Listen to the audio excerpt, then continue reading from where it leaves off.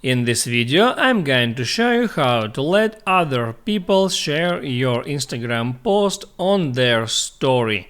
That is quite simple and easy to do, so let's begin. First, open up your Instagram, hit on your profile icon and hit on that three lines icon and select settings.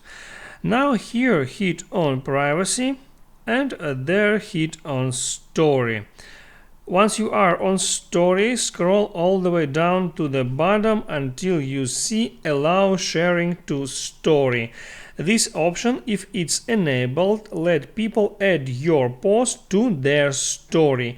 Your username will always be shown with your post, so make sure that this option is enabled to be able to let others share your Instagram post to their story. And don't forget to hit the like button and subscribe to my channel.